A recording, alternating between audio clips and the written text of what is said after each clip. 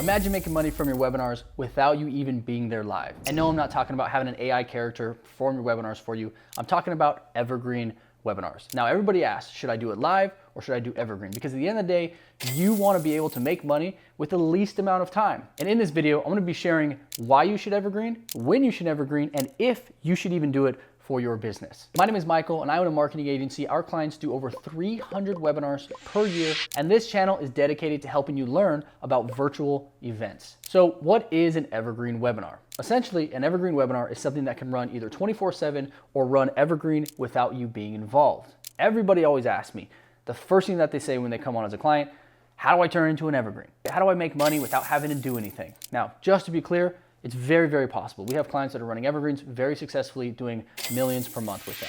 But the problem with it is that people rush too fast into running evergreens and not spending enough time on their live. I'm gonna be sharing the types of evergreens you should be running, and I'm also gonna be sharing when you should actually evergreen your webinar so that you don't hurt your performance. All right, so if we're looking at live versus EV, when you should run lives and when you should run evergreens. The first thing I always recommend is you need to master your live webinar. With live webinars, there are so many different metrics and so many different things that you have to get right. And there's so many things that can go wrong and you may lose a bunch of money on them, right? The last thing that you want to do is to take a live webinar that has not performed and turn it into an evergreen, because during that evergreen, there's nothing you can do about improving the performance, right? And so what we always recommend is during live webinars that you need to be either booking calls at a 20% plus in order to turn it into an evergreen, or if you're sending direct to cart, so you're basically sending people to go purchase on the webinar, you need to be at a 10% plus. This is the only time that I recommend turning it into an evergreen.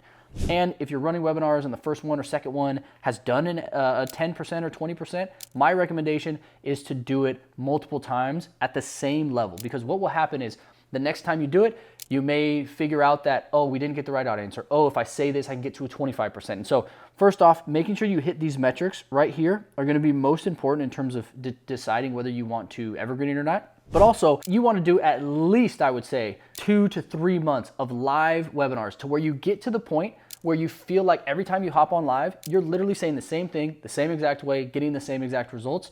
That is when you then turn it into an evergreen, right? But there's a difference between live and evergreen, right? There's benefits and disadvantages to both. There's an acclimation process, right? And so when you're running a live webinar, somebody typically is signing up anywhere between 2 to 5 days before the webinar. And if they're signing up between that time, they're going to get emails and SMS all the way up until the webinar. And so what this allows you to do is to pre-frame them and get them more acclimated with who you are during this process. This also helps on the back end for conversions. So one of the benefits is that they may sign up 5 days, but those 5 days, you're gonna be sending them all sorts of emails, SMS, YouTube videos, things that by the time they get to the webinar, they like, know, and trust you. That's kind of the goal, right? You're also gonna be sending them pre-sequences that will get them acclimated with your offer, right? So at the end of it, let's say your webinar is for, let's say Airbnb, right? You're gonna be sending them Airbnb information, the rules and regulations, things like that beforehand. So by the time they get there, they're like, okay, cool. They've got a little bit invested into the topic itself. They understand the topic. And so they're there to just learn how to get to the next level or how to actually start their business, right? And so number one, you're gonna have more acclimation, higher quality lead typically shows up to a live event. Now with an evergreen, depending on the time that you're running, the type that you're running, so you have a just in time, which basically will not get you the benefit of the acclimation process, because this just in time is every 15 minutes, it runs 24/7. It's like a really long, big VSL. And so you're not gonna get that. But we do what's also called dated, where it basically is on a specific date. So instead of you showing up live Tuesdays at 7 o'clock, it's just a recording on Tuesday at 7 o'clock. And so you still get the benefit of dated with an evergreen. Okay, the second thing that's really important with a live one is that you can actually answer all their questions during the event, right? And so when you're answering their questions, you can handle objections live, right? Like you're not, like on a recording, you're not gonna be there to be able to answer a question, make them feel comfortable, make them feel like you actually give a shit about them, or handle the objections there live. Like if you're seeing people in the comments that are like, oh, this won't work for me because of X, Y, and Z, you can handle their objection live. The problem when you're in an evergreen, because it's recorded, you don't get that opportunity, right? So you're not there live, so you get no questions. So you can't answer those questions live. And that's a big downside, because oftentimes people will be sold during the Q&A. They will be sold by personalization. They'll be sold by feeling like you gave a shit about them and you talked directly to them during that live event. And so you don't really get that with an evergreen. And number 3 benefit of a live is that 1, you get higher booking, and 2, you get higher closing percentage. And the reason you get higher booking and higher closing percentage is exactly what we said here with the questions. Because you're answering them live, you're able to actually literally sell people on the call. You're able to sell them to book a call or whatever. Like you can literally be like, hey John, that's a great question. Here's the answer, book a call. Our team can talk to you more about it. I used to have a client who literally would bring people on live, answer their questions, and then he would force them to book a call. And so he would do this with like 50 people live. You obviously can't do that with an evergreen. And so he would bring the person up, give them a couple tips, and then be like, did you book a call? Did you book a call? No, go book a call right now. Tell me when you booked a call. Who'd you book it with? Fantastic, great. And he would force them to book calls on the live webinar. And so that's one of the positives that you can do with a live webinar. Now, the only really like downside to live webinars is that you have to be live. You gotta be there, right?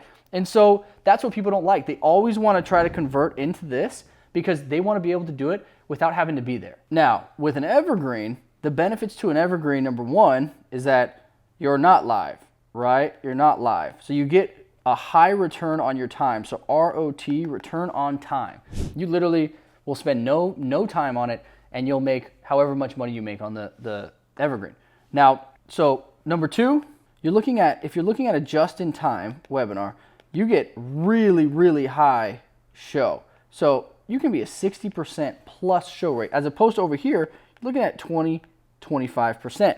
Now this can be a big deal, having almost triple the amount of people live, but the downside to this is that you're also gonna get a much lower stick rate, right? A much lower offer rate. So this, let's say you get 100 people live to an evergreen, you're maybe gonna have 40 of them during the pitch. Over here, for example, if you get 100 people live, you're probably gonna have about 70 get pitched. So when you look at these numbers, you need to ask yourself, what's your cost per pitch if you're gonna be determining it based on the amount of people that get pitched. So over here, it may be cheaper to get 100 people there because you have a 60% show rate, but is your cost per pitch, let's say $100, over here, your cost per pitch could be like 120. And so it still makes more sense to do this right here because your cost per pitch is a lot lower. Then what you need to look at is obviously your conversion rates. Now we talked about over here where you're getting high booking rates. It's basically the opposite. Let me draw a line here so we can keep it clean. It's basically the opposite over here. You're gonna have lower booking rates and lower close rates. And the reason being is because you're not there live. You're not there answering the questions. You're not there convincing people to book calls or making it feel like it's personalized, right? And number 3 with evergreens, the reason why these are so incredible is because you can scale a lot faster, right? If you're not having to be involved, you can literally set up your evergreen webinar to run either 24/7, like we talked about with the just-in-time. So you've got these 24/7 webinars that can run. You've got one you can do like 3 a day technically. Like you can set up something like a webinar jam software where essentially you can choose the time of days that you want these to show, and it could show at 12 o'clock, it can show at 2 o'clock, it can show at 7 o'clock every single day. And so you can run these webinars 3, 4, 5 times a day, and you can scale these a lot faster. So you have multiple webs per day right here. So multiple webinars a day. The way that we like to do these, if we're gonna do one that's like dated, we like to do like a daily one, right? So like you could do one at 7 p.m. every day. And so people are just signing up at the most optimal time they typically will show up. And so you wanna know what your audience shows up the most, right? Like you wanna make sure that if you have a general public audience, that you're using like a 7 p.m. If you don't have a general public audience, you could choose something like a 12 p.m., right? So 12 p.m. works really well if they're like entrepreneurial, right? It's a terrible entrepreneur, but if they're entrepreneurial or they're business owners, like this is where you can do like a 12 p.m., but you'll want to schedule it out for a 7 p.m. It's like a normal biz op offer, something where you're teaching the general public who has jobs that are at work during the day. You'll do something like a 7 p.m. and you can actually do it in their time zone when you're doing evergreen webinars. They don't have to be at one specific time. You can actually set it up to say, hey, show it at 7 p.m. during their time zone, and it'll pick up their time zone and it'll actually show them a 7 p.m. in their time zone, as opposed to a standard webinar.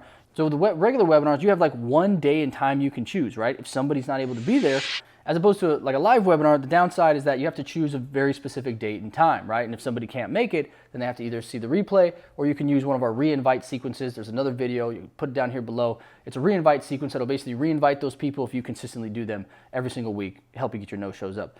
Anyway, the pros and cons to evergreens and live webinars, basically long story short, with live webinars, you need to be mastering the entire thing at a 20% booking rate or a 10% conversion rate before you turn into an evergreen. You also get the benefit of answering people's questions live. You get the benefit of higher close rates, higher booking rates. So ultimately, the question you have to ask yourself at the end of this is, what is your return on your time worth to you?